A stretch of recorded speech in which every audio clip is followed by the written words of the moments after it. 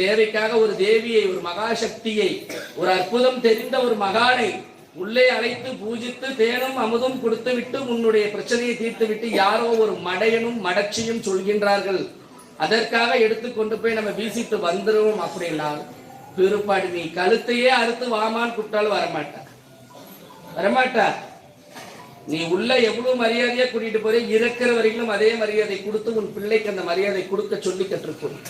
ஆபத்து வரும் பொழுது அழியாத சக்தி கம்மம்பட்டியில இருக்கா, போ. அவ காசு கேட்க மாட்டா, அவ பணம் கேட்க மாட்டா, அவ பொருள் கேட்க மாட்டா, அவள் உன் கண்ணீரை கேட்பா. உனக்கு எங்கேயாவது எப்பயாச்சும் தடையா இருக்கு, ரொம்ப பயமா இருக்குன்னா அந்த இடத்துக்கு ஓடிடுறா, அந்த மண்ணில் போய் உட்கார. யாரு இருந்தானே இல்லைன்னு என்ன, அங்க இருக்க நீர் எடுத்துட்டு உட்காந்து உன் நாயத்தை சொல்லிட்டு வாடா, சாட்சி உனக்கு உண்டு.